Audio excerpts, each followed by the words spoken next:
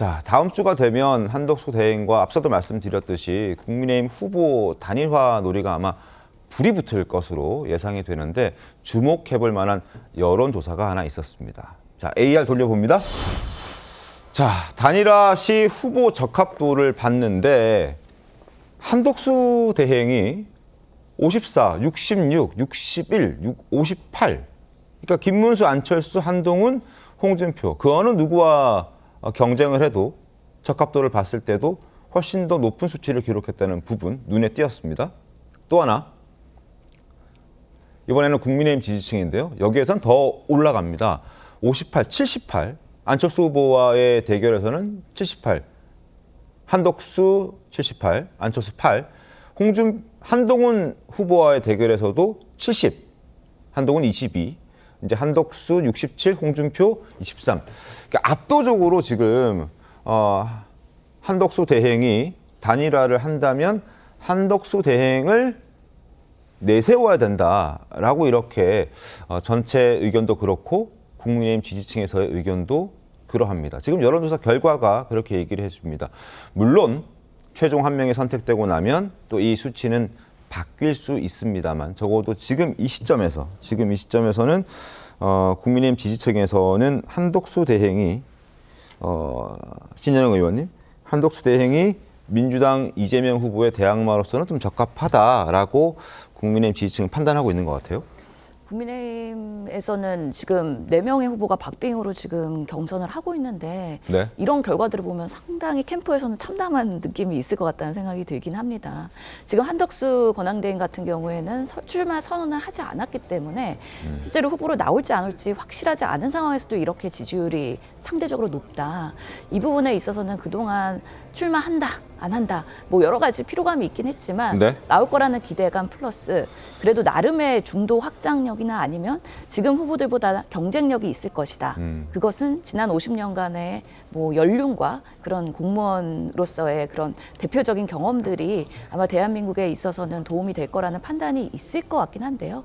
그럼에도 불구하고 뚜껑은 열어봐야 된다고 생각합니다. 실제로 출마 선언을 하고 그때부터 이제는 정치인으로서의 한덕수를 검증하는 시기가 될 텐데요. 그동안에 많은 실수도 있고 네. 아마 사실 드러내고 싶지 않은 과오도 있을 텐데 그런 부분에 있어서 정치인 한덕수로 어떻게 그런 검증과 공격을 잘 넘어가느냐에 따라서 이게 뭐 신의 한 수가 될 수도 있긴 한데 네. 오히려 그렇지 못한 결과를 초래할 수도 있기 때문에 실제로는 뚜껑 열어봐야 되는 것 같고요.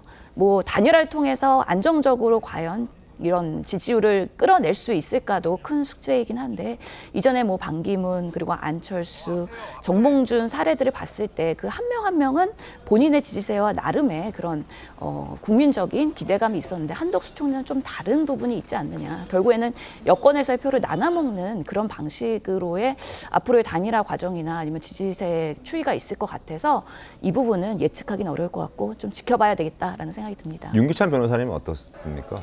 저는 일단 그 여론조사 결과가 이제 어느 정도 신빙성이 있는지 또는 가치가 있는지 저희가 이제 각자 평가하겠지만 일단 표본 대상 층이 다르잖아요. 네. 국민의힘 지지층하고 뭐 일반 국민이 이렇게 했던 것 같은데 맞습니다. 크게 차이가 안 나요. 대세가.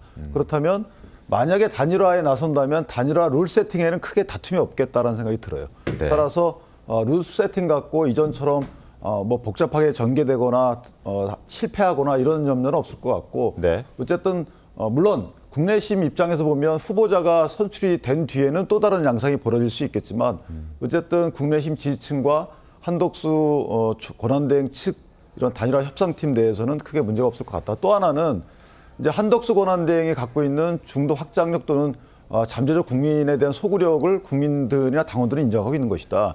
이런 부분들과 관련돼서 만약에 한덕수 권한대행이 갖고 있는 저런 정치적인 힘을 갖다가 국내심에 보태든가 네. 이런 식으로 진행이 된다면 저는 보수층에도 상당히 의미 있는 결과인 것 같고 무엇보다도 한 권한대행에 대해서 당원이나 아니면 국민들이 기대하는 바는 외교적인 측면도 없잖아 있습니다. 네. 그러니까 이재명 대표가 갖고 있는 가장 큰 리스크는 저는 외교 리스크라고 보거든요. 그러니까 미국 입장에서 보면 이재명 대표가 대통령에 대해서 향후 펼쳐질 외교적 기조에 대해서 걱정 어린 시선을 보고 있는 것도 사실이고 그간에 그런 행보나 언행을 해오셨기 때문에 그렇게 되면 중국과 미국 사이에 현재 이런 무역 질서 재편 과정에서 과연 어떤 행보를 벌일 것인가에 대해서 국민은 상당히 지대한 관심을 갖고 있을 것이고 여기에 대해서 이제 국민적 관심이 모여지게 되면 또 다른 판이 형성될 가능성이 크다.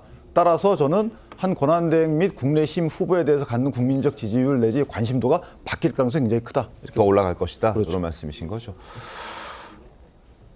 계엄과 탄핵이라는 불리한 조건에서 이재명 후보와 승부를 펼쳐야 하는 국민의힘 입장으로서는 일단 뭉쳐야 한다, 뭉쳐야 산다라는 데는 이견이 없습니다.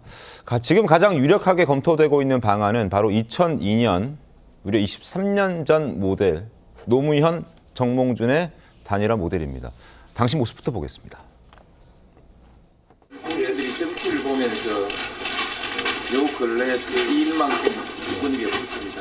새로운 정치라는 게 정권 교체는 당연히 포함되는 이게 완전히 뭐라 세상에 그걸 완전히 바꿔놓은 국민들이 원하는 거는 우리 두 사람이 함께 힘을 합해서 해달라는 거 아닙니까? 당시 압도적인 지지를 받았던 이회창 대세론, 그걸 저지했었고 지금은 이재명 후보가 압도적인 지지를 받고 있죠. 이 대세론을 저지할 수 있는 카드가 바로 당시 저 카드를 한 번 더 재현하는 것이다. 2002년과 비슷하게 갈 수밖에 없다라는 게 국민의힘의 생각인 것 같습니다. 자, 김용태 의원님, 가능할까요? 글쎄요, 뭐 많은 분들이 지적해 주셨지만 저희가 계엄 이후에 치르는 굉장히 특수한 선거고 또 이재명 후보를 제외한 또 이재명 후보는 안 된다. 또 반면에 이제 경제를 회복하고 자유민주주의의 가치를 동의하는 분들은 연합해서 선거를 치러야 이길 수 있다라고 판단하는 분들이 많기 때문에 네네. 아무래도 한덕수 후보가 대행이 출마하게 된다고 하더라도 어떤 후보들 간에든지 단일화는 해야 되지 않겠냐라는 생각들이 후보들 사이에서도 있을 거라고 생각이 들고요. 다만 저희가 현실적으로 5월 3일 날 저희 당의 후보가 선출되고 난 뒤 5월 10일까지 후보 등록 시점까지 7일 정도밖에 시간이 안 남습니다. 물론 이제 후보 등록 이후에도 단일화 과정이 있을 수는 있겠지만 어찌되었든 후보 등록 전에 단일화를 하려고 한다면 이 현실적으로 단일화를 협상하고 하는 이 절차적인 시간이 굉장히 작습니다. 네. 단일화라는 것이 후보들 간의 협상, 결정도 있어야 되고 협상도 있어야겠지만 단일화를 하겠다고 결정한 순간에 이 여론조사 안심번호를 추출하고 하는 이 시간, 물리적인 시간들도 최소한 굉장히 많은 시간들이 필요한 걸로 알고 있습니다. 토론도 또 한두 그렇습니다. 차례 토론도 해야 되고요. 그래서 어떻게 하실지 모르겠습니다. 결정하게 된다면 네. 저희가 시간도 물리적 제약이 있다라는 것을 후보들께서도 좀 염두에 두고 판단하셔야 될 거라고 생각이 좀 듭니다. 그래서 지도부에서 혹시 원샷 경선 방식을 지금 생각하고 있는 건가요? 지도부에서 특정 단일화 방식을 논의한 적은 네. 없었습니다만 아무래도 만약에 단일화를 하게 된다면 물리적으로 시간이 없기 때문에 원샷 경선 방식들을 아무래도 다른 후보들이 선호하시지 않을까, 그렇게 될 수밖에 없지 않을까 생각이 좀 듭니다. 그렇게 되면은 지금 이제 4명의 지금 국민의힘 후보와 한덕수 대행, 여기에 이준석 의원, 이낙연 전 의원까지 다 포함되는 건가요? 그렇게 한 번에 원샷 경선하는 방안도 있고요. 네. 아니면은 2단계로 나눠서 하는 방안도 있을 수는 있겠습니다. 2단계로 1차적으로 한덕수 대행과 이해하고 그 또 이후에 야당하고의 다른 저희 진영의 색깔을 갖고 있는 또 다른 야당하고의 단일화도 그 방식에 대한 것은 여러 가지가 있을 수 있습니다. 다만 이제 시간이 부족하기 때문에 그렇습니다. 최대한 빠르게 신속하게 해야 된다는 의견은 좀 있었던 것 같습니다. 성신 부의장님 어떻게 보셨습니까? 전 물리적으로 시간이 부족하다고 생각합니다. 노무현 정몽준 모델을 많이들 이야기하는데요. 네. 그 당시 2002년에는 대통령 후보를 상당히 빨리 선출했어요. 그러니까 12월이 대통령 선거였지만 새천년민주당 노무현 후보는 4월에 선출이 됐었고요. 네. 그때 컨벤션 효과로 지지율이 매우 높게 나타나다가 6월달 지방선거를 대패하면서 지지율이 폭락했죠. 그러면서 월드컵 4강 신화에 뭔가 바람을 등에 업은 정몽준 후보가 갑자기 이제 떠면서 거의 노무현 후보를 압도하는 지지율이 나왔기 때문에 근데 그 단일화 얘기가 나온 이후에도 한 3, 4개월의 시간이 있었습니다. 충분히 토론을 하고 충분히 경선 일정을 갖고 단일화 논의를 거쳤기 때문에 그 과정 속에서 노무현 후보가 열세를 극복하는 국민들이 또 이렇게 검증되지 않은 사람들을 검증하는 과정을 거치면서 생각이 많이 바뀌시거든요. 네. 사실 국민의힘도 이번에 논란도 있었지만 좀 화제도 많았던 이번 토론, 네. 맞수 토론, 다자 토론, 조별 토론을 거치면서 국민의힘 지지층의 지지가 많이 바뀌었잖아요, 선호가. 그런 것들로 봤을 때 검증을 실제 거쳐야 이 사람이 정치적으로 어떤 사람인지를 알 수 있는 건데 지금 만약에 2일 날, 3일 날 나온 다음에 국민의힘 후보 등록 전까지 7일 정도의 시간밖에 없습니다. 그때 어떻게 검증을 할 수가 있죠?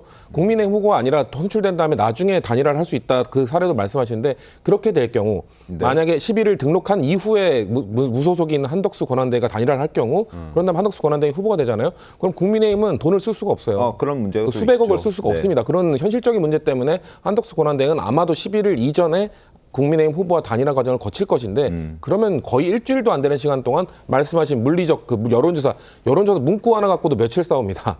근데 노무현 후보는 누구를 선호하느냐를 주장했었고 정몽준 후보는 누가 경쟁력 있느냐로 주장했었거든요. 네. 이런 지지부진한 그런 협상 과정들이 과연 7일 안에 온전히 이루어질 수 있겠는가? 저는 이거는 지금이야 한덕수 권한대행가 단일화하는 게 필요하다라는 주장 때문에 국민의힘 내부에서도 어떻게든 해야 된다고 말하고 있지만 막상 돌입하게 되면 국민들도 그리고 국민의힘 당사자들도 이거는 너무 무리한 일정이었다라는 걸 많이 느끼게 될 거라고 저는 보고 있습니다. 근데 필요한 일정을 또 느낄 수 있어요.